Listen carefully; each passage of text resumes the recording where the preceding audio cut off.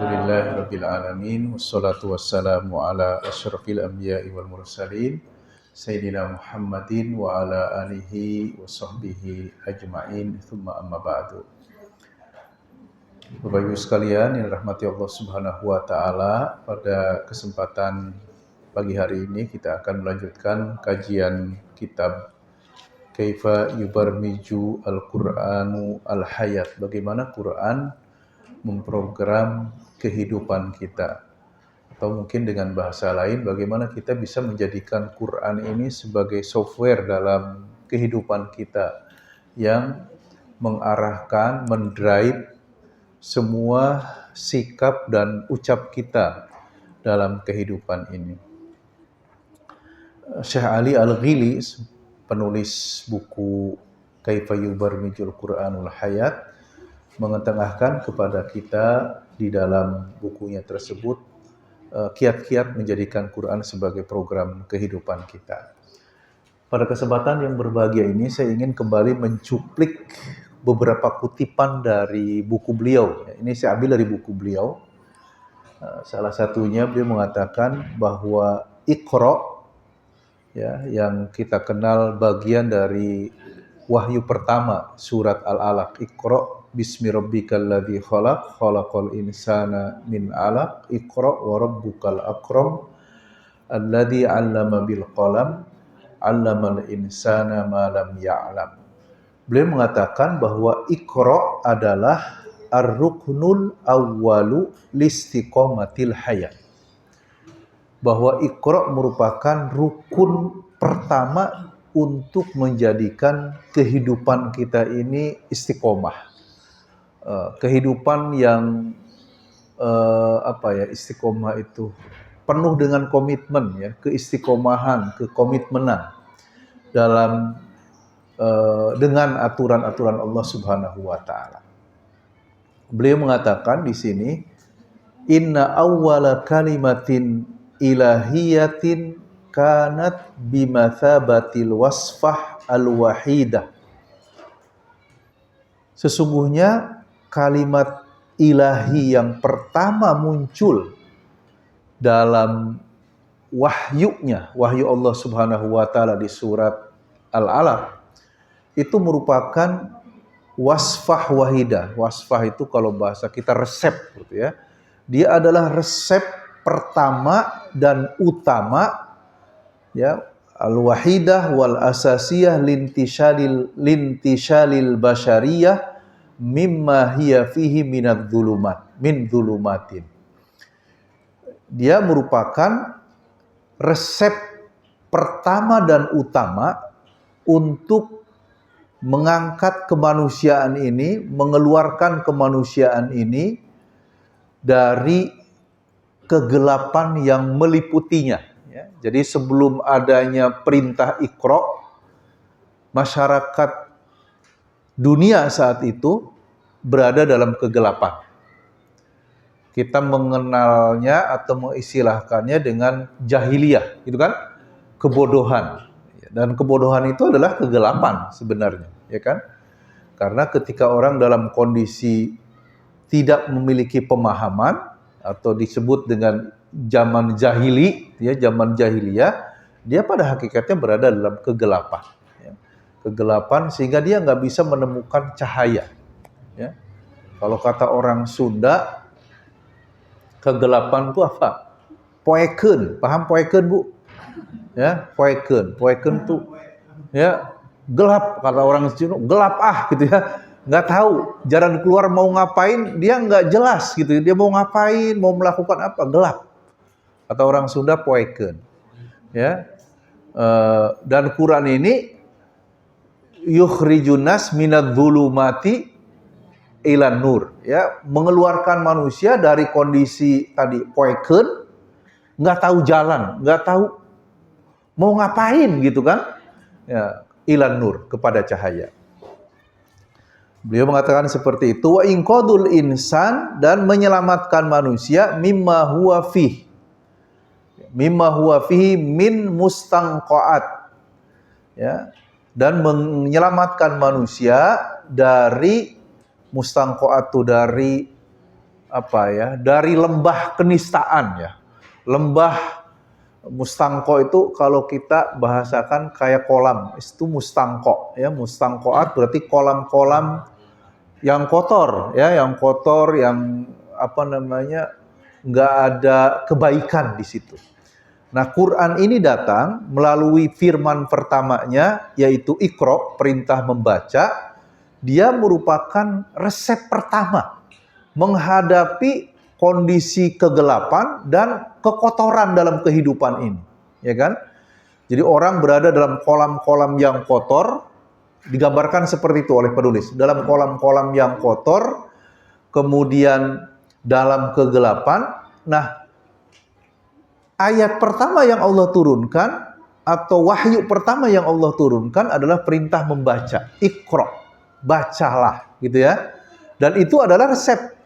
Dan tentunya Allah pertama kali menurunkan firman-Nya dengan Iqra, dengan perintah membaca, itu bukan kebetulan, tapi penuh dengan perencanaan, ya kan? Bahwa Allah memang ingin memberikan resep untuk menyelesaikan permasalahan manusia, ya, yang dipenuhi kegelapan, dipenuhi kekotoran. Makanya kata Syekh Ali Al-Ghili, kanat kalimatu Iqra, maka kalimat Iqra dalam firman Allah Ta'ala, Iqra bismi rabbikal ladzi khalaq, hingga qauluhu 'allamal insana ma lam ya'lam. Kata beliau, ja'at hadhil khumus al-ayat, hadhihi al-khumusul ayat, hamilatus sirril ilahi fi islahil basyariyah. Kelima ayat pertama dalam surat Al-Alaq ini, kata beliau, membawa asirul ilahi, rahasia Tuhan, gitu ya, rahasia ilahi fi islahil basyariyah, untuk melakukan islah, perbaikan bagi kehidupan manusia. Innaha taqulu lil insan, ya. Seolah-olah, mungkin kalau kita terjemahin bebas ya, seolah-olah kalimat Iqra ini berkata kepada manusia. Berkata apa? Iqra ayyuhal insan, bacalah wahai manusia. Baca untuk apa? Litataghayyar hayatuk, agar hidupmu berubah. Yang tadinya penuh dengan kegelapan bertabur cahaya. Yang tadinya berada dalam kolam-kolam kekotoran, ya, menjadi bersih, ya. Makanya di sini katakan watastaniru fi tariqik, dan engkau mendapatkan cahaya dalam perjalanan kehidupan Anda. Wa tahtadi ila ma fihi al-khairu was-salahu laha. Wa tahtadi ila ma fihi al-khairu was-salahu laha. Was-salahu laka. Dan engkau bisa mendapatkan, menemui, ya, kebaikan, ya, dan kemaslahatan dalam kehidupan Anda. Karena orang yang ada dalam kegelapan, orang yang dalam mustangqa asyar, ya, lembah kenistaan, ya, keburukan, mereka nggak akan pernah menemukan al khair dan shalah, nggak akan menemukan kebaikan dan nggak akan menemukan kemaslahatan. Ya, untuk bisa menemukan itu gimana caranya? Baca, gitu ya. Caranya apa? Baca. Nanti akan dijelasin. Baca di sini maksudnya seperti apa? Ya. Bikhtisar, dengan ringkas, kata beliau, seolah-olah ayat Iqra ini menyuruh kita untuk mengatakan menyuruh kita, Iqra ayyuhal insan litastaqima hayatuka. Wahai manusia, bacalah supaya kehidupanmu lurus. Jejak, gitu kata orang jejak ya? Paham ya? Supaya benar hidupnya itu, ya. Lurus gitu ya, lurus jejak gitu ya. Walakin ma mafhumul qiraati kama tuqaddimuhu surat Iqra. Pertanyaannya, kata Syekh Ali Al-Ghili, apa pengertian qiraah yang dimaksud dalam surat Iqra ini? Qiraah yang kayak apa yang diminta, yang bisa memberikan cahaya dalam kehidupan kita? Tentu bukan hanya sekedar baca, ya kan? Bukan hanya sekedar baca. Nah, beliau mengajak kita untuk memahami pengertian Iqra yang ada dalam surat Al-Alaq ini dengan pertama merujuk ke ma'ajim al-lughah, kamus-kamus bahasa.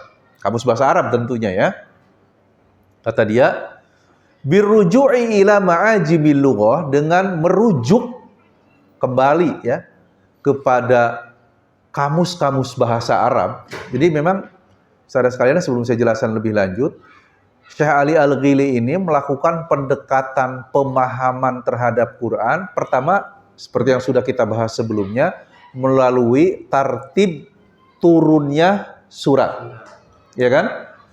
Al-Alaq, setelah Al-Alaq surat Nun. Setelah Nun surat Al-Muddathir. Ya, setelah Al-Muddathir surat Al-Muzammil. Kayak gitu. Berdasarkan urutan turunnya surat. Kemudian yang kedua, beliau juga mengajak kita memahami Quran ini dalam pendekatan kebahasaan. Ya, karena Quran diturunkan oleh Allah dengan bahasa Arab, berarti kita melakukan pendekatan terhadap Quran dengan pendekatan kebahasaan, dalam hal ini bahasa Arab. Allah mengatakan inna anzalnahu Qur'anan Arabiyyan. Kami turunkan Quran ini dalam bahasa Arab. Sehingga kita harus lakukan pendekatan terhadap teks-teks yang ada di Quran dalam pendekatan kebahasaan, dalam hari ini bahasa Arab. Ya. Makanya beliau mengatakan birruju'i ila ma'ajimil lughah. Ketika kita merujuk kepada mu'jam atau kamus-kamus bahasa Arab, yumkin an nastakhrija thalathat ma'anin lil qiraah. Kata beliau, kita bisa mengeluarkan 3 makna dari kata qiraah. Dari kata apa? Qiraah, membaca. Ketika Allah mengatakan iqra, bacalah, maksudnya baca apa? Secara bahasa, kata qiraah, kata membaca itu memiliki 3 makna. Mudahnya gitu. Ya, tolong ditulis ya, memiliki 3 makna. Wahya al-awwal, makna pertama dari kata qiraah adalah al-jam'u wat tatabbu'u. Menghimpun dan tatabutu. Menghimpun dan meneliti lah, kurang lebih kayak gitu ya. Menghimpun dan meneliti. Jadi kalau saya boleh menyimpulkan, kata qiraah yang dimaksudkan dalam Quran itu riset. Melakukan apa? Riset. Kalau kita riset cukup baca buku 1 buku? Nggak bisa. Beberapa buku. Kita mau meriset tentang apa? Misalnya tentang dampak pesantren bagi pertumbuhan anak. Cukup hanya kunjungan ke 1 pesantren? Ke beberapa pesantren. Dengan berbagai macam tipenya. Ya kan? Ada tipe pesantren salafiyah, ada tipe pesantren kholaf atau modern, ada tipe pesantren combine. Mengcombine antara salaf sama modern. Ya kan?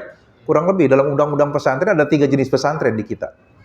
Itu kan berarti ketika orang akan membaca tentang pesantren, nggak cukup 1 pesantren yang dibaca. Dia menghimpun berbagai macam jenis pesantren, dia pelajari. Ketangkep ya? Nah, qiraah itu maknanya adalah al-jam'u wat tatabbu'u. Menghimpun, kemudian diteliti. Gitu ya. Kemudian watsani, ya. Makna kedua dari kata qiraah, watsani at-tabayyun wat tatsabbut. Jadi menjelaskan dan memverifikasi. Itu ya. Jadi setelah kita himpun, kita teliti, kita verifikasi. Ketangkep ya? Kita verifikasi. Kemudian watsalitsu al-iblagh wal i'lam. Iblagh itu menyampaikan dan menjelaskan, menginformasikan. Jadi mungkin kalau bahasa kita nih, bahasa metode keilmuan, kita meneliti, meriset, melakukan riset, penelitian, memverifikasi sampai kepada sosialisasi dan publikasi hasil riset kita. Dan itulah qiraah. Ketangkap Bapak Ibu sekalian? Jadi ternyata kita belum melaksanakan qiraah nih dalam penjelasannya Ali Al-Ghili sesuai dengan yang dimaksudkan dari kata qiraah itu. Kita baru sebatas qiraah itu mujarrodul ittila, ngelihat doang. Ya. Sama kayak kita baca Quran, ya kan? Kita baca Quran baru sebatas baca. Apalagi bacanya karena ingin cepet kayak scanner aja gini. Gitu ya. Nggak keluar suara, biar lebih cepat bacanya. Ya. Itu kalau sekedar cuma ngeliat, istilahnya di sini ittila, mujarrodul ittila, sekedar ngeliat, itu bukan qiraah. Bukan qiraah yang dimaksudkan dalam surat Al-Alaq. Iqra wa rabbukal akram. Ketangkap ibu-ibu sekalian, bapak ibu sekalian. Jadi memang ini kekurangan kita, ya kan? Kekurangan kita yang kita berupaya untuk menutupinya. Bahwa bacaan kita kepada Quran yang ada dalam surat Al-Alaq, Iqra, itu harus memenuhi 3 kriteria. Pertama, menghimpun dan meneliti. Kedua, memverifikasi. Dan ketiga, hasil dari verifikasi dan penelitian kita yang kayak semacam riset. Jadi ini kan mirip kayak riset gitu kan. Kemudian kita sosialisasikan dan kita publikasikan. Keren kalau kayak gitu cara baca kita. Ya. Kalau cara baca kita kayak gitu jadi keren. Kita bukan hanya sekedar menghafal kata-kata, menghafal kaidah, tapi apa relevansi kaidah itu dalam kehidupan saya. Kalau cara baca kita dari dulu kayak gitu kayaknya udah jadi tokoh semua kita nih. Ya, udah jadi tokoh semua, ya. Makanya beliau mengatakan famafhumul qiraah, yang dimaksud dengan qiraah la yaqtasiru ala ma syaa, bukanlah yang dipahami secara umum oleh banyak orang gitu ya. Syaa di sini maksudnya. Wa huwa mujarradul itila, yaitu hanya sekedar ngelihat, sekedar baca, bukan sekedar baca. Bal yashmulu hadhil ma'ani kulliha. Tetapi qiraah ini meliputi 3 makna tadi. Ya. Menghimpun semua informasi yang terkait, menelitinya gitu ya. Setelah itu memverifikasi, setelah itu disosialisasikan dan dipublikasikan. Ya. Kayak antum bikin riset, itu kan biasanya nggak sendirian, ya kan riset itu ya bareng-bareng. Misalnya di kampus biasanya dosen bikin riset tuh, ya akhir tahun atau akhir tahun ajaran riset tentang misalnya pengamalan Quran di tengah masyarakat Cirebon oleh dosen-dosen IAIN, misalnya UIN sekarang, dosen UIN ya, riset. Itu kan dari mulai meneliti, turun ke lapangan, memverifikasi, sampai akhirnya dipublikasikan hasil penelitian itu, hasil risetnya. Betul ya, kayak gitu ya. Nah, Iqra tuh kayak gitu harusnya. Gitu ya, yang diharapkan oleh Syekh Ali Al-Ghili. Wa min khilali hadza, maka kata beliau, fa innana nalhadu anna lafdhal qiraah bimafhumihil kabir ya'nil manhaj al-ilmi. Dengan begitu, beliau ingin menyatakan bahwa makna qiraah dalam Iqra bismi rabbikal ladzi khalaq, makna besarnya itu sama dengan al-manhaj al-ilmi, metode ilmiah. Metode penelitian ilmiah, bukan sekedar baca, bukan. Tapi menganalisa, memverifikasi gitu. Ketangkep ya? Ini yang diminta oleh beliau. Falafdu Iqra yani qum ayyuhal insanu bittikhadhi ususil manhaj al-ilmi al-qaim awalan alal istiqra. Jadi ketika kita mendengar kata Iqra dalam Al-Quran, kata beliau, maknanya qum ayyuhal insan, bangkitlah wahai manusia. Bangkit untuk apa? Bittikhadhi ususil manhajil ilmi, dengan menggunakan manhaj penelitian keilmuan al-qaim awalan alal istiqra, yang dibangun di atas dasar istiqra. Istiqra itu tadi ya, menghimpun banyak bahan bacaan, bukan satu bacaan aja. tapi bahan-bahan, semua bahan dikumpulin dulu, ya, istiqra. Wa tsaniyan ala tabayyun wal fahs, kemudian diverifikasi. Bahan-bahan yang udah kita himpun itu diverifikasi, sama paham ya, diverifikasi ya. Dianalisa ya.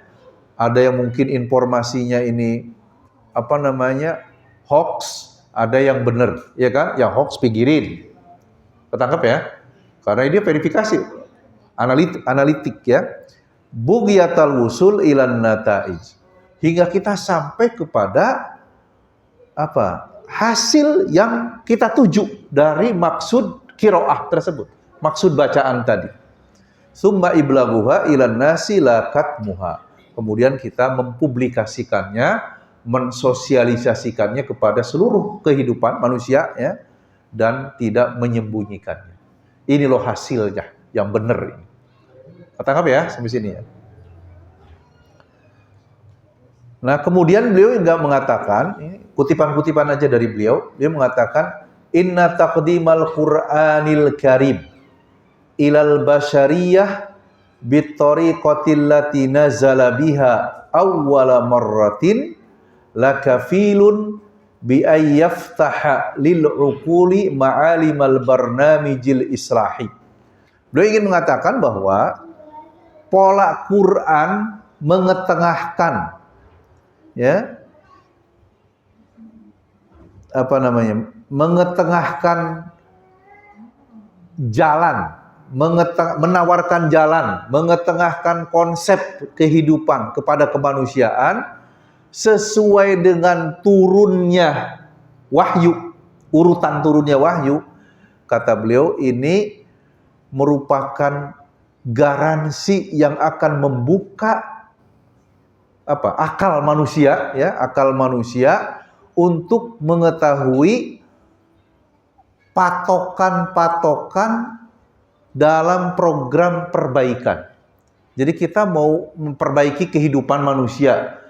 Dari mana mulainya? Ikutin aja prosedur urutan turunnya wahyu. Ya. Oh, wahyu turun pertama nyuruh kita baca. Oh, berarti kalau kita ingin melakukan perbaikan di tengah masyarakat, ajak mereka baca. Tapi bacanya seperti yang tadi di awal, 3 hal itu, ya kan? Menghimpun semua bahan, semua informasi, semua dokumen yang akan kita baca, kemudian setelah itu diverifikasi, dianalisa, kemudian disosialisasikan dan dipublikasikan setelah ketemu ya, informasi utamanya. Nah, di sini katakan begitu ya. Wa qiraatul Qur'an murattaban hasba nuzulihi, dan membaca Al-Qur'an, kata beliau, membaca Quran secara urutan turunnya. Jadi kita bacanya bukan, kalau di mushaf kan Fatihah, Al-Baqarah, Ali Imran, ya kan? Beliau menawarkan, ayo kita baca Qur'annya dari urutan turunnya surat, gitu ya. Walaupun kalau turunnya ayat agak susah. Beliau sendiri mengatakan, saya susah untuk menghimpun, membaca dari urutan ayat, agak repot. Karena surat Al-Alaq sendiri kan yang pertama turun berapa ayat? 5. Cuman 5. Setelah itu ayat yang lain dulu, baru balik lagi kepada Al-Alaq. Jadi kalau saya baca Quran urutan ayat turun, wah repot banget, kata dia. Terus gimana? Ya udah pakai urutan surat saja. Yang pertama Al-Alaq, nanti ada hadisnya ya, ada pertama Al-Alaq, yang kedua surat Nun, kemudian Al-Muddathir, kemudian Al-Muzammil, dan baru surat-surat yang lain.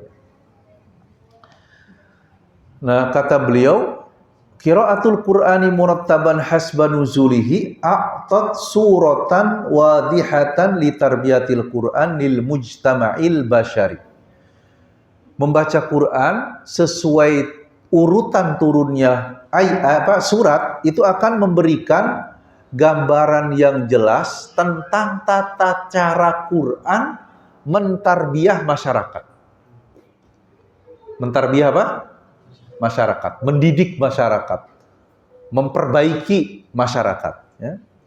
Wa kaifa tadarraja fil khitab mubtadi'an min nuqtatis sifr, dan bagaimana Quran secara berangsur memberikan arahan kepada kemanusiaan, kepada manusia secara keseluruhan, min nuqtatis sifr, dimulai dari 0 kilometer, mungkin kalau bahasa kita, ya, dari mulai 0. Dari mulai kondisi mereka apa adanya, kemudian diperbaiki. Ketangkap ya? Nah, pola perbaikannya tadi pertama ternyata disuruh baca dulu mereka. Ya, disuruh baca. Dan baca di sini nanti beliau akan menjelaskan, baca apa? Kan Qur'annya belum turun semua. Ya, berarti suruh baca apa? Hah? Wahyu kan baru selesai setelah 23 tahun. Mereka disuruh baca. Baca apa dong? Ketangkap nggak?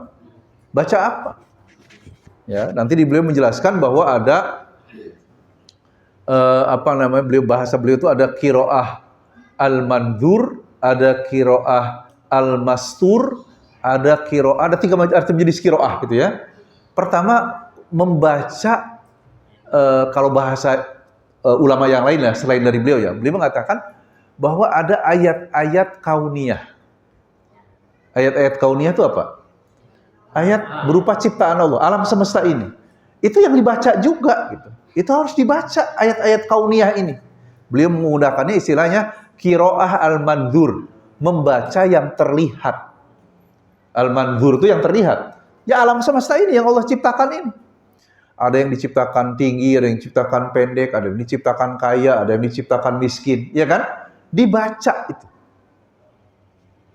Nah, kita disuruh membacanya dengan apa ya? Dengan Iqra bismi rabbikal ladzi khalaq. Dengan melibatkan Allah yang telah menciptakan segalanya.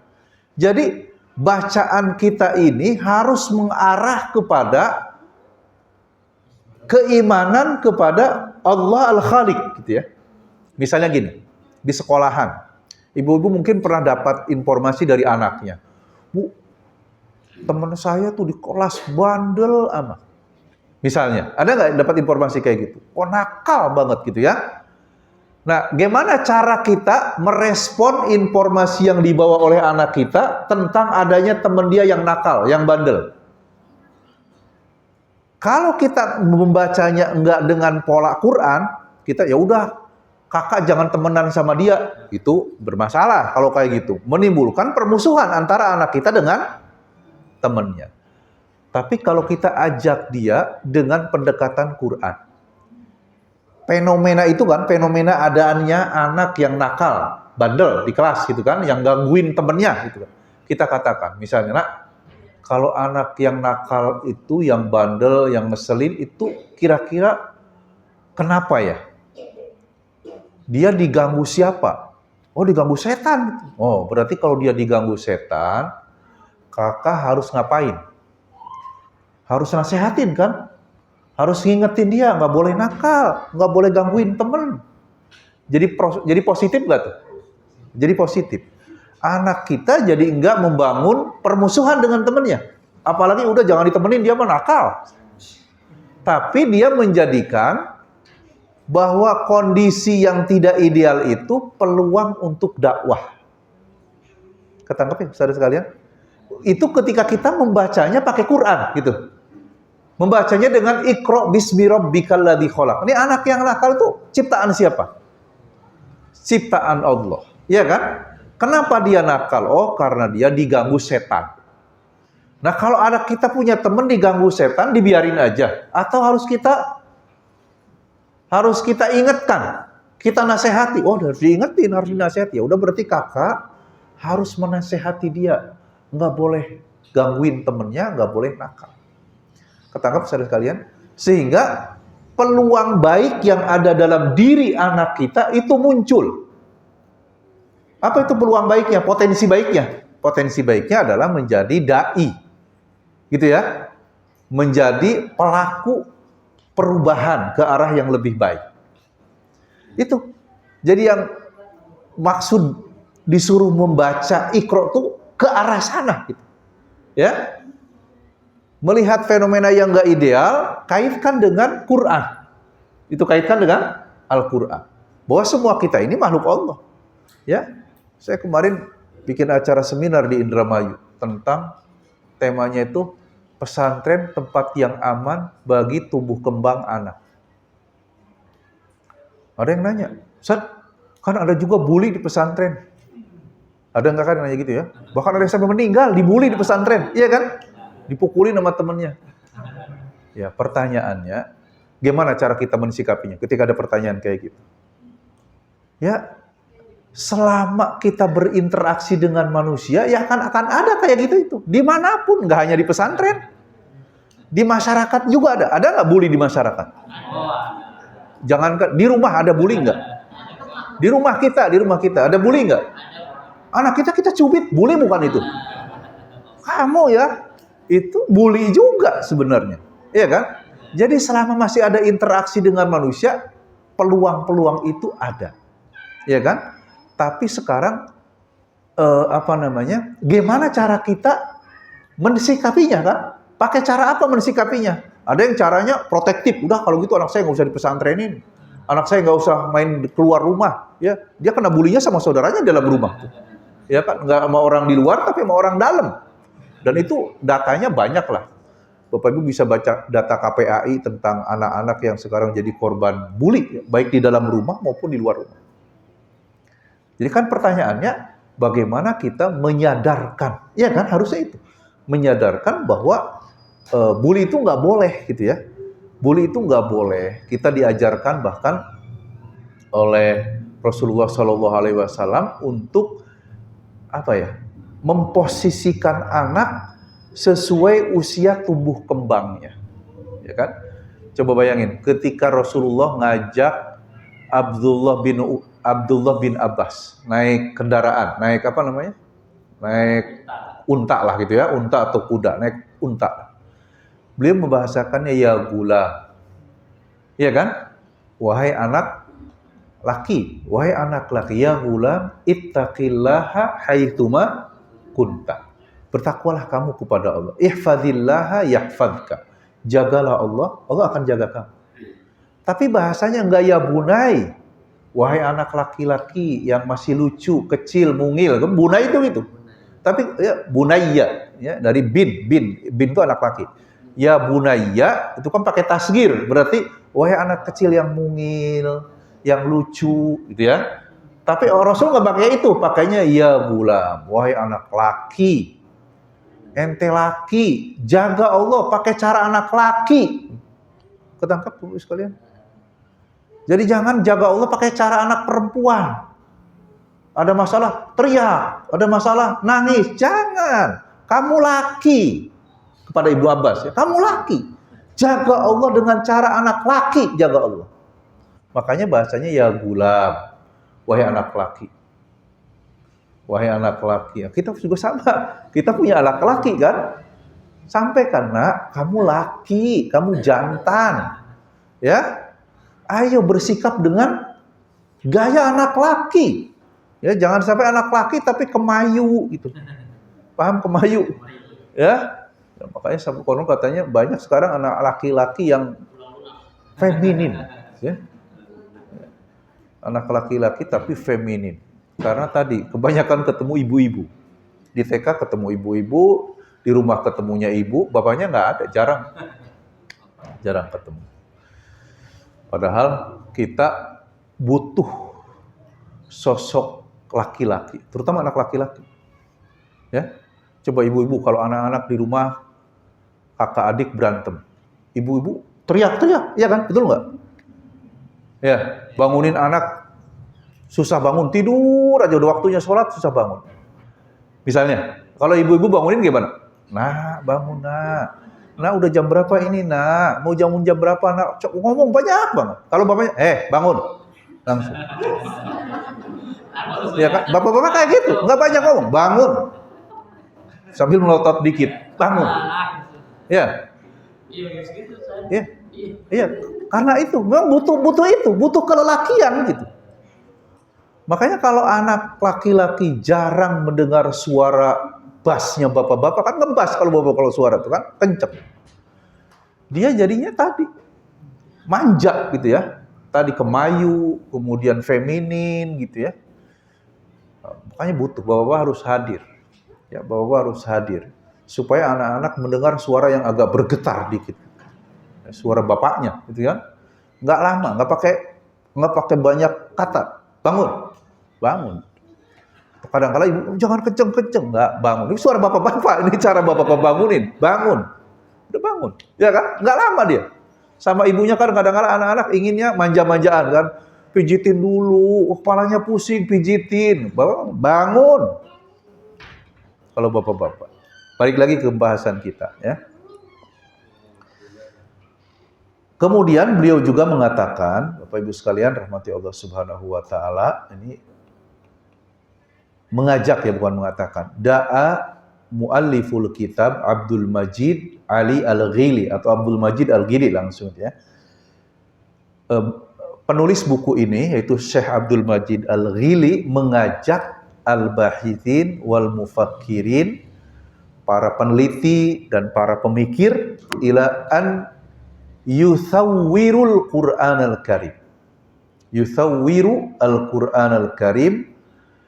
Taswir itu gini, mengkajilah, menganalisa ya, menghidupkan Quran. Liktishafi baramijihi, untuk mengungkap program-programnya. Jadi Quran itu dia isinya program kehidupan. Jadi begitu. Jadi bukan hanya sekedar kita baca huruf-hurufnya biar dapat berkah, dapat pahala. Itu boleh, iya, benar gitu ya. Kan tujuan dari baca Quran dapat pahala kan? Tapi bukan hanya sekedar terhenti di situ, ya. Ngumpulin pahala baca itu. Yang lebih penting lagi selain mendapatkan pahala baca, menemukan program yang ada dalam Quran. Gitu ya. Makanya dia mengajak, ayo baca Quran dengan cara yang berbeda, bukan hanya sekedar ngejar pahala, gitu ya. Tapi tadi dalam rangka liktishafi baramijihi, untuk bisa mengungkap program-program yang ada dalam Quran untuk kita terapkan dalam kehidupan. Walikashfi sunanihi, kata dia. Dan kita membaca Quran likashfi sunanihi, untuk mengungkap sunnah-sunnah, aturan-aturan yang ada dalam Al-Quran. Kan kita mengenal ada sunnah, kita menyebutnya dengan hukum alam. Ya, hukum alam. Hukum alam itu ada sunnah kauniyah, ya kan? Sunnah kauniyah. Air mengalir dari dataran tinggi ke dataran rendah. Api panas membakar, es dingin, ya kan? Itu sunnah kauniyah, sunnah yang Allah tetapkan dalam kehidupan di alam semesta ini. Itu dipelajari dan itu ada di Quran semuanya, kata beliau itu ya. Jadi kata beliau, mari kita baca Quran dengan tujuan selain mengejar pahala, likashfi sunanihi, mengungkap, menguak sunnah-sunnah, aturan-aturan yang Allah buat di dalam Al-Quran ini. Ya, misalnya ada ayat, contohnya apa? Kam min fi'atin qalilatin ghalabat fi'atan katsiratan biidnillah. Itu kan aturannya di situ. Bahwa bisa jadi komunitas yang kecil bisa mengalahkan komunitas yang besar ketika Allah mengizinkan. Oh, berarti kalau saya ingin mendapatkan kemenangan, saya harus mendapatkan izin dari Allah. Gimana cara mendapatkan izinnya? Kita mendekat kepadanya. Gitu ya. Contoh lagi, misalnya dalam Al-Quran, surat Al-Fatihah diawali dengan setelah basmalah ucapan Alhamdulillah. Alhamdulillahi Rabbil Alamin. Segala puji bagi Allah, Tuhan semesta alam. Terjemahan ininya lah ya, yang mudahnya. Baru setelah itu kita minta hidayah, kita minta pertolongan sama Allah, ya kan? Iyyaka na'budu wa iyyaka nasta'in. Tapi diawali dengan hamdalah dulu, dengan pujian dulu. Oh, ternyata ini adalah aturan dalam kehidupan. Ya kan? Allah memberikan contoh, kalau kamu ingin minta apapun sama aku, muji dulu. Kalau kita terapkan dalam kehidupan gimana? Anak sebelum mengajukan permohonan kepada ayah bundanya, dia muji-muji ayahnya. Ya ayah keren deh, ibu luar biasa, baik banget bu. Boleh nggak tasnya ganti? Kira-kira kalau kita punya anak, dia senang muji-muji kita, kemudian dia ngajuin proposal, tasnya minta ganti. Itu kita menanggapinya lebih rileks nggak? Lebih rileks, ya kan? Tenang, kita udah suka duluan gitu, karena udah suka ya udah deh, besok kita ke mall. Sama, karyawan juga sama. Sebelum dia ngajuin proposal apa gitu, tapi dia nyampaikan dulu bu ke kepala sekolahnya atau ke siapanya yang berwenang lah, yang punya otoritas. Bu, ibu baik banget deh. Makasih bu, arahannya kemarin luar biasa. Itu menginspirasi saya untuk bikin proposal ini. Misalnya itu. Ya, seperti itu. Memang apa proposalnya? Ini bu, sesuai arahan ibu kan? Sesuai arahan ibu kita harus begini, begini, begini. Nah ini saya berupaya menerjemahkan arahan ibu. Ini jadinya seperti ini. Oh, oke, saya tanda tangan nih, gitu kan? Jadi semuanya gitu. Ternyata kita diajarkan tuh oleh Quran, puji dulu. Maksudnya apa? Ingat nilai-nilai positif yang dimiliki orang dulu. Jangan, ini mau, dia mah susah. Nggak mungkin kita ngajuin proposal sama dia, udah judek amat tuh orang yang udah nggak bisa, nggak usah. Akhirnya kan nggak gerak kita jadinya. Tapi ketika kita melihatnya hal-hal yang positif dari seseorang, ya kita eksplor kebaikan-kebaikannya, ya kan? Kemudian kita ajukan rencana-rencana kita, itu jauh lebih mudah. Nah, beliau mengatakan begitu. Ayo para peneliti, para mufakir, pemikir, mari kita melakukan, kata beliau, ayyuthawwirul Qur'anal Karim. Meneliti lagi, mengkaji lagi, menjadikan Quran ini sebagai apa ya? Kaidah-kaidah dalam kehidupan. Cari itu kaidah-kaidah dalam kehidupan, dalam Quran untuk kehidupan kita. Dan itu akan kita temukan banyak sekali kaidah. Ya. Kalau kita sekarang banyak orang, anak-anak muda sekarang mengikuti apa itu? Programnya Mary Riana, ada ya?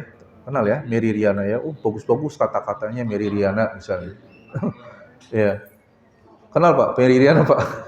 Nah, anak-anak muda lah, anak-anak muda, anak perempuan apa ya? Di Quran jauh lebih bagus. Ya. Karena dia kalimatnya adalah kalimat-kalimat cahaya dari pemilik cahaya, yaitu Allah Subhanahu wa Ta'ala. Ya, kalau orang aja kita kagum banget, juga harusnya kita lebih kagum dengan Quran. Kemudian walikashfi sunanihi wa qawaninihi linnasi, dan mengungkap sunnah-sunnah Quran, kemudian aturan-aturan, kaidah-kaidah, ya, undang-undang yang ada dalam Al-Quran untuk kehidupan manusia. Mudhifan hasbi an wada'tu, sebagai tambahan ya, dia beliau minta, ayo tambahin lagi seperti apa yang sudah saya lakukan. Ya. Beliau mengakui bahwa buku yang beliau tulis ini nggak sempurna, ya kan? Belum bisa mengungkap semua sunnah-sunnah Quran, belum bisa mengungkap semua aturan dan kaidah yang ada dalam Quran bagi kehidupan ini. Karenanya beliau minta, ayo para pemikir, para peneliti lakukan hal yang serupa, ya kan? Lakukan hal yang serupa. Saya hanya sekedar, kata beliau, ya hasbi an wada'tu badratan fi haqlid yamtaddu bimtidadil ajyali wal afaq wa nahiltu qatratan min bahrin 'azimin la sahilalah. Yang saya lakukan dengan menulis buku ini ibarat orang yang melempar satu biji tanaman, ya, yang akan tumbuh di kebun yang yang akan dinikmati kebun ini ya sepanjang masa dan sepanjang generasi.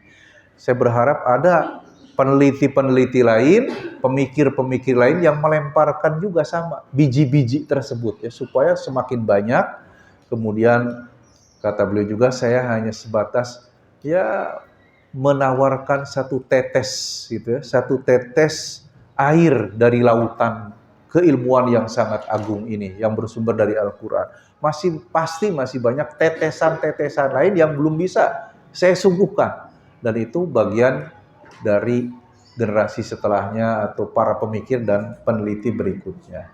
Nah ini Bapak Ibu sekalian, mungkin yang kemarin sempat kita bahas ya. Berikutnya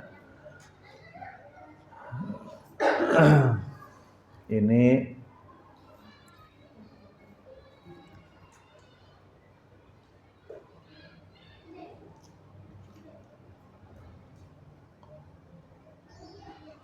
yang akan kita bahas.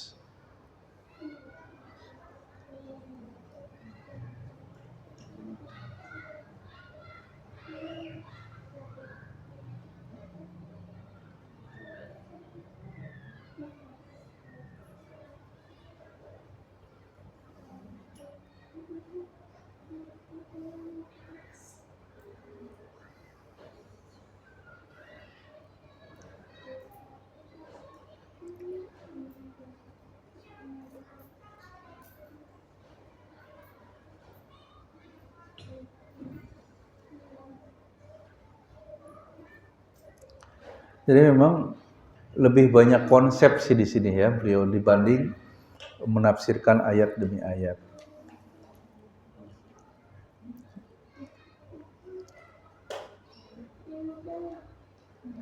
Kemarin yang udah kita bahas itu ini sini.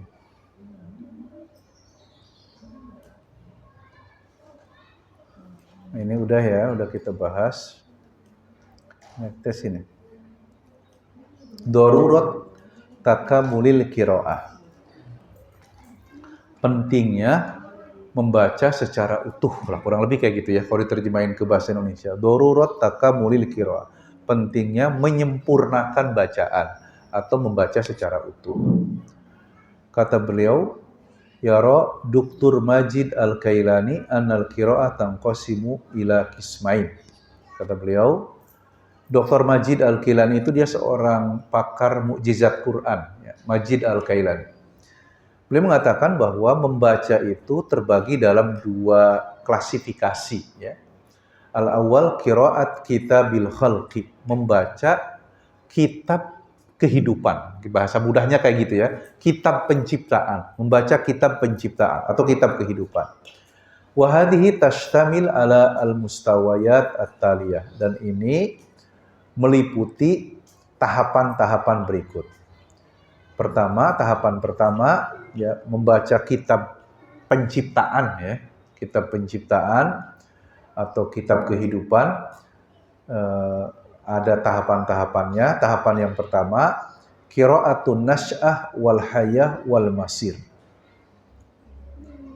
Ya, membaca awal kehidupan, kemudian perjalanan kehidupan sampai akhir dari kehidupan.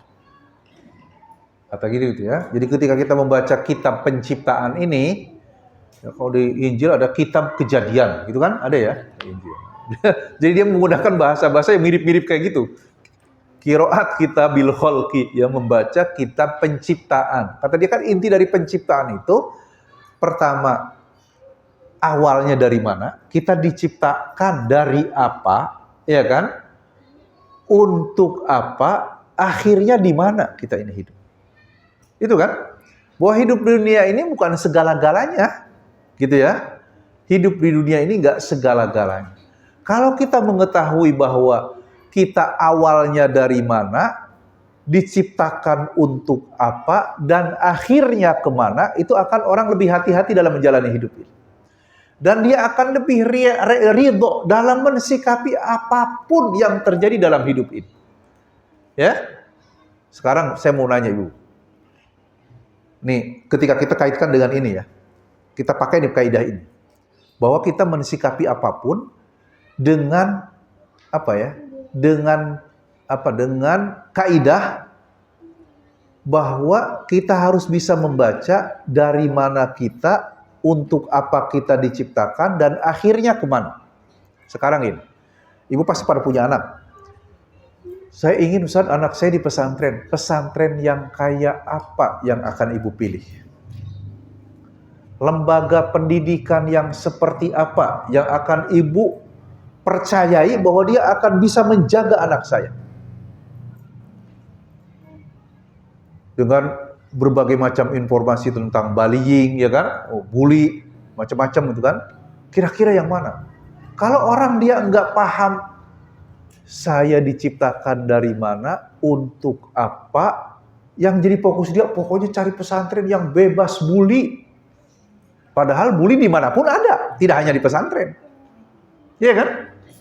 Berarti salah dong kalau cuma hanya sekedar fokus mencari pesantren yang bebas bully. Di mana yang bebas bully? Kan bully nggak hanya sekedar fisik, bisa jadi psikis. Bully juga kan? Kamu dasar bodoh. Bully juga itu. Iya kan? Tapi secara psikis.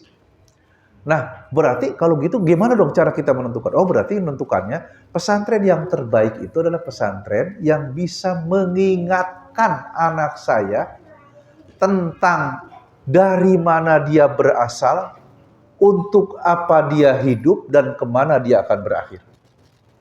Cari lembaga pendidikan yang kayak gitu, ya kan? Tapi ada bully, ya, dimanapun ada bully, itu kan? Tapi insya Allah ketika lembaganya itu mengarahkan seseorang untuk baik, memahami asal jati diri dia, ya kan?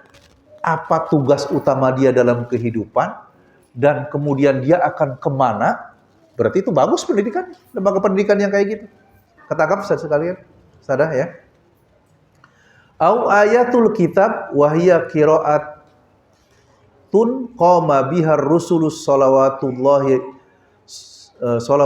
jalla jalaluhu wa salamuhu alaihim min khilalil wahyi al-muha ilaihim wa hadhihi qira'ah la tahtaj ila hurufin maktubah. Nah, kata beliau, qira'ah kitabul khalqi ini adalah membaca semua peristiwa, semua kejadian yang ada dalam kehidupan ini, ya, sebagaimana yang dulu dilakukan oleh para rasul sallallahu alaihi wasallam. Dan qiraah yang kayak gini terkadang qiraah la tahtaju ila hurufin maktubah. Membaca kitab kejadian ini enggak perlu kita harus membaca huruf-huruf ya, karena enggak ada hurufnya.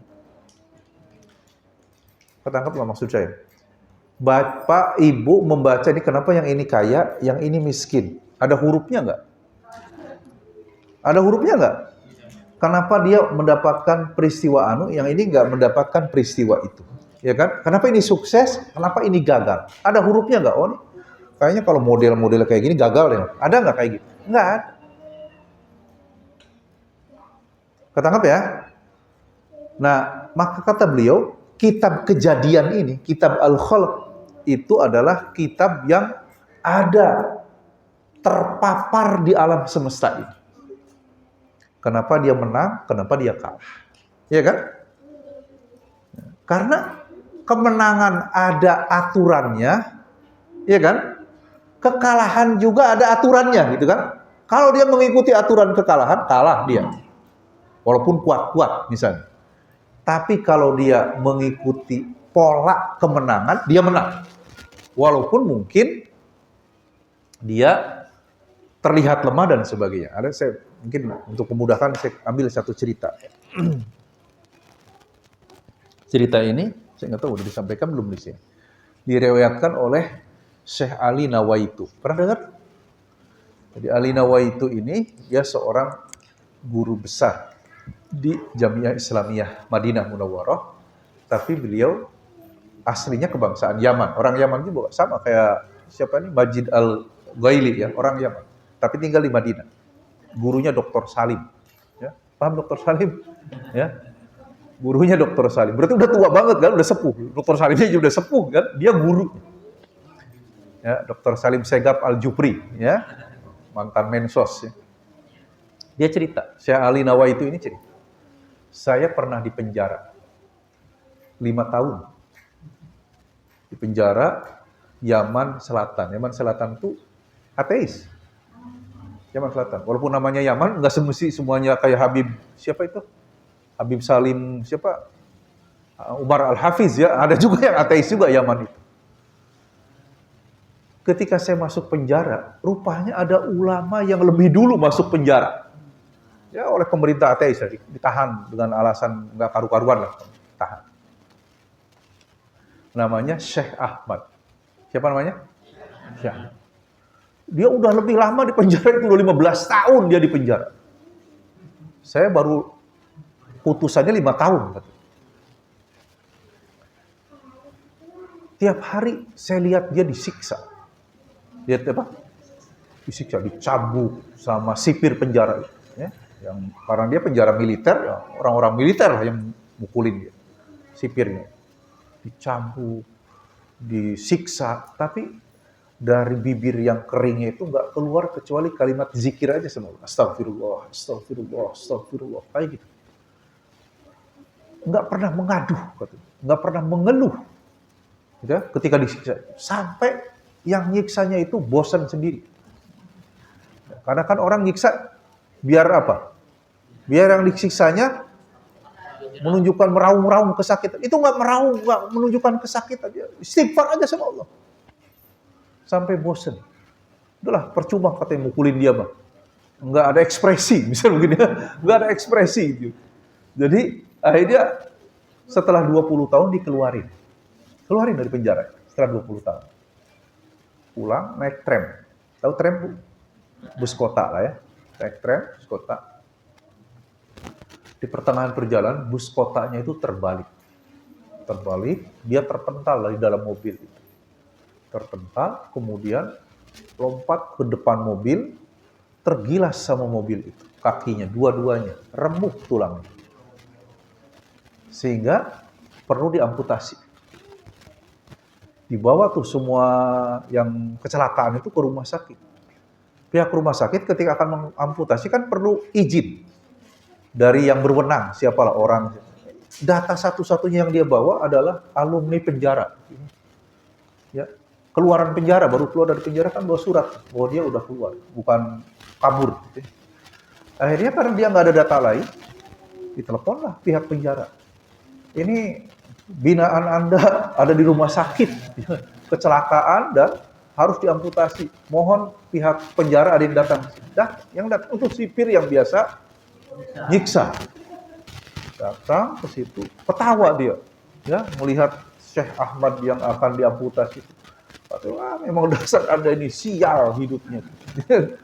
Baru 20 tahun keluar dari penjara, sekarang mau kehilangan 2 kaki lagi katanya diamputasi. Dasar katanya.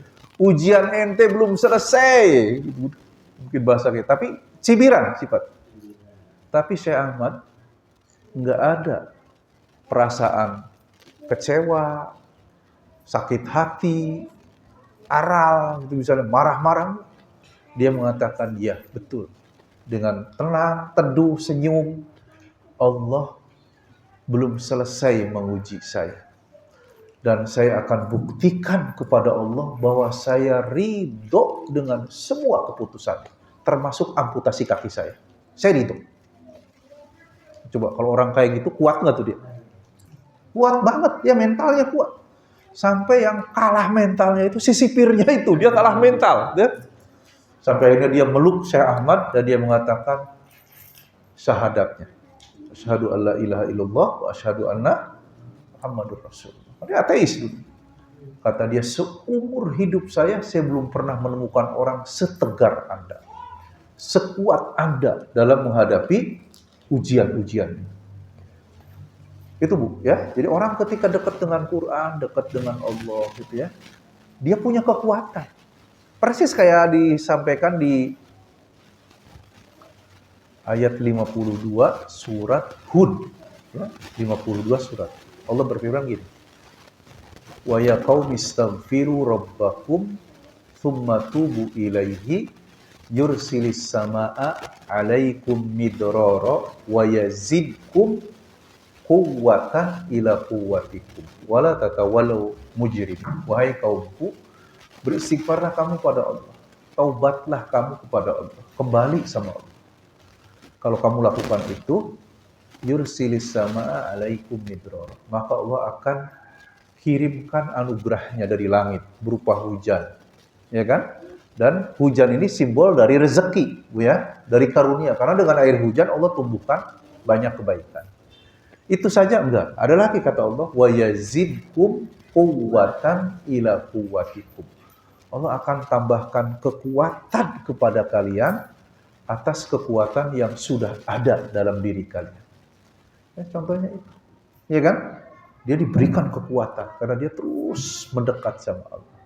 Nah, Bapak Ibu sekalian rahmati Allah Subhanahu wa taala, kitab ini juga sama mengajak kita ya agar kita punya kekuatan, agar kita mendapatkan cahaya, kita harus rajin baca kitab penciptaan. Yang diawali dengan memahami dari mana kita berasal, untuk apa kita diciptakan, dan kemana kita setelah kehidupan. Ini harus harus menjadi bacaan kita pertama, gitu ya, bacaan kita pertama. Kemudian wa innama ila naw'in minal basirah allati ikhtassa biha ar-rusul duna siwahu wa qira'atu kitabil kauni aw ayatil afaq wastikhraju ma awda'ahu Allahu fil kauni min madahir qudratihi al-mutamathilah fi takwini anasir hadzal kaun wal qawanin allati tahkumuha wa tunazzimu wujudaha. Ya. Jadi membaca kitab penciptaan ini, kata beliau, tidak memerlukan huruf-huruf yang tertulis, tapi memerlukan basirah, mata hati. Memerlukan apa? Mata hati. Kesiapan untuk merenung, ya, kesiapan untuk merenung, mata hati, sebagaimana yang dulu dilakukan oleh para rasul. Ya.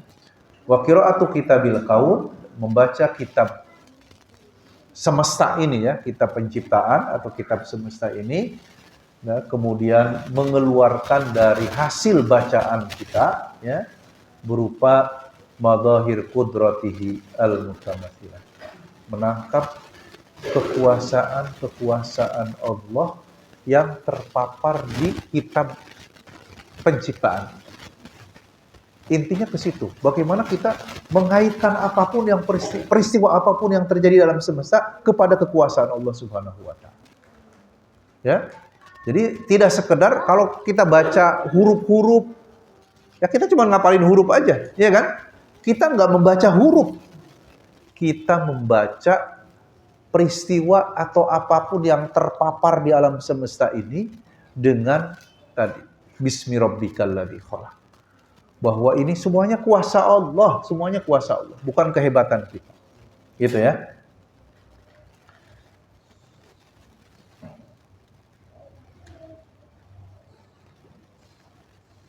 Nah, kemudian di sini saya nggak baca semuanya ya. Nah, membaca kitab penciptaan atau kitab kehidupan di alam semesta ini, itulah yang akan menghadirkan peradaban. Menghadirkan apa? Peradaban. Di sini kata beliau, listikhraj madhahiri fi'lillah wa sunanihi allati tunazzimu harakatal ijtima' al-insani wa munjazatihi al-hadariyah. Wa hadhihi qira'atun yakum bihal aqlul insani wal hawas al-basyariyah min khilal al-ulama al-ijtimaiyun bi mukhtalifi takhassusatihim wa tawajjuhatihim. Jadi dia ingin membagi bahwa selama ini yang kerap kali membaca kitab kehidupan, kitab penciptaan, itu mayoritas non-muslim. Ya kan? Sehingga yang menjadi penemu-penemu, ya, sekarang ini, dulu umat Islam, awal-awalnya umat Islam, ya, awal-awal. Tapi sekarang itu mayoritas non-muslim, penemu-penemu itu. Penemu bakteri, penemu apa. Kenapa? Karena kita enggak melanjutkan kebiasaan yang dilakukan oleh generasi awal kita. Ya, dulu kan yang menemukan matematik Al-Khwarizmi, ya kan? Ya, siapa? Al-Jabbar, ya, Al-Jabbar juga Jabir Al-Hayyan. Itu orang-orang muslim semua. Ya kan? Nah, sekarang kan penemu-penemu itu mayoritas non-muslim. Kenapa? Karena yang mereka baca itu. Fenomena-fenomena kehidupan itu dibaca sama dia, direnungkan, dianalisa, gitu kan? Nah, itu yang enggak kita lakukan. Nah, kemudian yang kedua kata beliau, wal qismu tsani huwa qira'atu ma yasturuhul qalamu fil awraq wal asfar mimma yaqra'uhul insanu ya fi kitabil khalqi wa yatawassalu ilaihi rusul wal ulama al musyaru ilaihim fil qismil awal minal qiraah.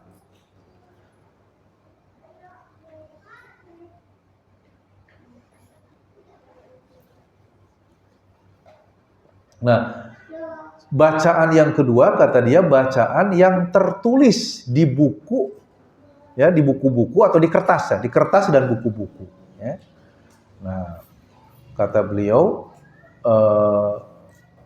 pola baca yang kedua ini memang sudah dilakukan oleh banyak orang ya, muslim maupun non-muslim, melakukan bacaan terhadap apa yang ditulis oleh al-qalam, baik dalam kertas maupun dalam kitab-kitab yang ada di zaman itu. Ya.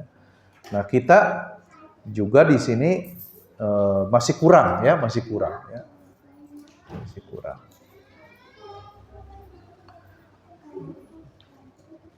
Nah, beliau mengatakan fal qiraah bihadhil mustawayat hiya wasilatul ma'rifah. Membaca dengan levelingnya tadi, dia adalah sarana untuk mendapatkan ma'rifah, mendapatkan pengetahuan.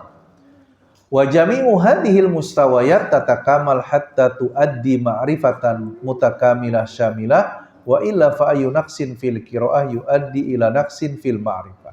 Kata beliau, semua leveling dari pola baca tadi, baik membaca kitab penciptaan maupun membaca kitab yang tertulis ya, dari terbentuk dari huruf-huruf tadi, itu semuanya hanyalah wasilah untuk menyampaikan kita kepada ma'rifah, kepada pengetahuan ya, kepada pengetahuan ya. Dan semuanya ini akan saling menyempurnakan ya. Bacaan tadi mungkin bahasa mudahnya lah, membaca ayat kauniyah dengan membaca ayat kauliyah yang tertulis itu akan saling menyempurnakan. Dan semakin banyak kita membaca baik yang kauniyah maupun yang kauliyah, itu akan semakin meningkatkan ya pemahaman kita. Tapi semakin sedikit kita baca, misalnya kita banyak baca ayat kauliyah, tapi ayat kauniyahnya jarang dibaca, maka jadi problem tersendiri. Kita akan tertinggal, gitu ya. Atau orang banyak baca ayat kauniyah alam semesta ini, tapi nggak mengikuti ayat kauliyah Allah dalam Al-Quran ini, dia juga jadi problem. Seperti yang terjadi di Barat sekarang ini. Di Barat ini dia banyak sekali membaca ayat kauniyah. Iya kan? Ya, membaca ayat kauniyah. Mereka membaca misalnya Papua dibaca sama dia, oh banyak emasnya, diambil sama dia jadinya. Iya kan? Nah, kita kan jadi penonton aja. Ya, karena kita nggak tahu di dalamnya ada apa itu kan. Nah, yang tahu yang melakukan analisa, ya kan? Yang membaca ayat kauniyah itu. Kita bacanya baca bolak-balik ayat apa gitu kan, biar ketemu rezeki gitu kan. Ya. Sementara mereka lah yang menganalisa alam semesta ini. Paham ya? Makanya di sini dikatakan wal hadaratul gharbiyah al-yaum. Peradaban barat sekarang istaghnat an qiraatin nasy'ah wal hayah wal masir. Peradaban barat sekarang mereka tidak mau membaca awal kehidupan manusia itu dari mana, tujuannya apa, akhirnya kemana. Mereka nggak mau baca itu. Ya kan? Nggak mau baca ayat kauliyah gitu ya, katakan. Nggak mau baca ayat kauliyah. Ayat Quran dia nggak mau baca. Dia mau bacanya ayat yang datangin duit aja. Mungkin bahasa mudahnya kayak gitu. Oh, baca yang berdatangin duit. Nih tanah mengandung apa? Oh, mengandung apa namanya? Uranium. Mengandung apa? Wah, ini duiten, piduiten yang kayak gitu. Mereka mau baca. Tapi kalau aturan dia nggak mau pakai. Iya kan? Al-Quran itu kan isinya aturan. Dia nggak mau pakai. Yang mau pakai yang ada duitnya. Makanya kan sampai sekarang Trump sendiri mengatakan, saya nggak mau dunia ini diatur-atur sama agama. Dia kan itu. Nggak boleh ada agama apapun. Mau Islam, mau Kristen, mau apa. Nggak boleh ngatur, kata dia. Dia mau pakai, semua yang ngatur tuh duit. Kata dia. Punya duit bisa ngatur. Nggak punya duit jangan ikut-ikutan ngatur. Makanya dia sampai bikin aturan, saya akan bikin orang gajah keluar semuanya dari gajah. Dengan alasan mau saya bangun gajah. Ya, dibangun. Setelah dibangun, jadi punya duit, boleh pakai itu bangunan. Nggak punya duit, jangan masuk. Iya kan? Mereka polanya berpikir. Pik 2, pik 1 juga kayak gitu. Pantai Indah Kapuk 1, Pantai Indah Kapuk 2, yang mengkapling-kapling laut itu. Iya kan? Mereka kapling dulu, setelah kapling, bikin bangunan, jadi bangunan siapa yang punya duit boleh pakai di situ. Nggak punya duit, jangan ke situ. Ketangkap? Jadi mereka semuanya aturannya apa? Duit aja aturan, materi aja. Dia nggak mau pakai aturan ini, boleh enggak ngapling-ngapling laut, nggak pakai di aturan kayak gitu. Ketangkap ya? Nah itu yang sekarang di dunia ini kayak gitu. Aturannya materi, duit aturannya. Makanya kacau semuanya, iya kan? Di sini katakan fasyaqiyat wa ashqat. Barat sekarang pusing dan bikin pusing orang. Ya. Pusing dan pusing. Kebijakannya bikin penat dirinya dan membuat penat orang lain juga. Karena tadi orang nggak dianggap tuh orang, kayak orang Gaza nggak dianggap sama Trump itu. Dia ada pemilik tanah di situ nggak? Dengan alasan udah nggak layak ditempatin Gaza sekarang. Biar Amerika yang ngurus katanya. Ya walaupun sekarang proyeknya itu ditolak oleh semua negara kan. Mesir kita nggak akan terima orang Gaza pindah ke Mesir. Jordan juga sama. Kita nggak akan terima. Semua negara.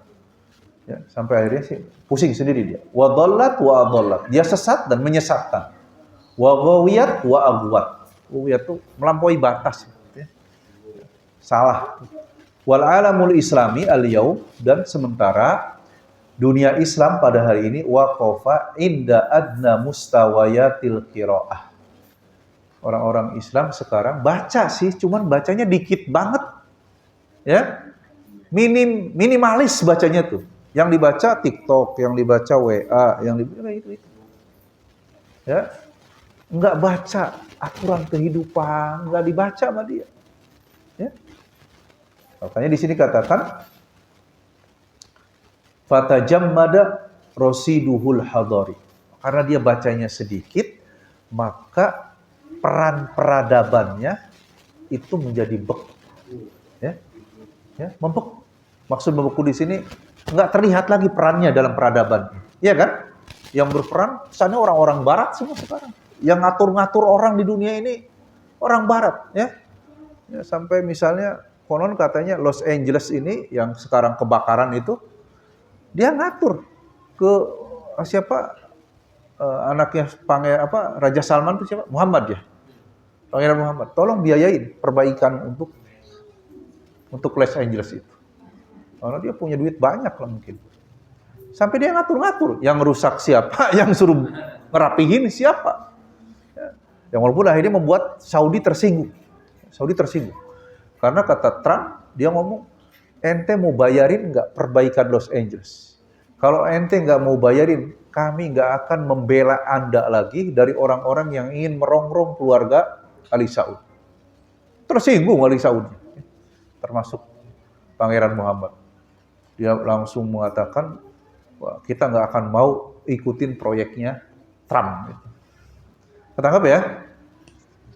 Kemudian di sini waraja ila dzatihi wa turathihi Yahya alaihi wa ghalaqa ala nafsi fa asaa ila dinihi wasta'badathu hadaratul gharb. Jadi karena kita jarang baca atau sedikit, kalaupun baca sedikit sekali bacanya, kita jadi diperbudak dalam peradaban ini. Kita dipaksa mengikuti pola-pola peradaban Barat. Seolah-olah ya yang maju, yang benar itu Barat. Kalau nggak ikut Barat, kita salah dan seterusnya. Nah ini beliau, ini kayaknya masih dalam tahapan apa ya, muqaddimah nih kayaknya ya, belum masuk ke ini dari buku ini. Jadi kita intinya sih kita disuruh baca kitab yang ada dalam kehidupan ini maupun kitab yang tertulis yaitu Quran. Baca Qurannya kaitkan dengan kehidupan. Jangan cuma dibaca Quran hanya ngejar pahala tapi nggak mau dikaitkan dan diterapkan bacaan-bacaan Quran kita dalam kehidupan ini. Sebenarnya sih kalimat-kalimat ini cuma beda redaksi aja. Ya kalau dulu Imam Ali mengatakan, Ali radhiyallahu anhu mengatakan, yang akan bisa menegakkan kehidupan ini adalah Quran yang diterapkan dalam kehidupan. Ya, Quran yang diterapkan dalam pemerintahan, Quran yang diterapkan dalam ekonomi, Quran yang diterapkan dalam seluruh lini kehidupan. Kalau cuma Qurannya dibaca aja di masjid, tapi gak hadir di pusat-pusat kebijakan, gak hadir di pusat-pusat bisnis, ya nggak nyambung jadinya tuh kan, nggak nyambung. Makanya tugas kita sekarang seperti yang beliau tuliskan di sini, mari kita bawa Quran dalam seluruh lini kehidupan kita. Gitu ya, saudari sekalian. Bapak Ibu sekalian rahmati Allah Subhanahu wa taala, itu mungkin yang bisa saya sampaikan ya. Sampai halaman berapa ini? Halaman 28 ya. Dari buku ini. Kemudian ada 316 halaman ya. 316 halaman. Kita baru di 28 ya. Mudah-mudahan tuntas. Ya. Apa-apa ya, kita belajar. Demikian Bapak Ibu sekalian, ada yang mau ditanyakan? Enggak,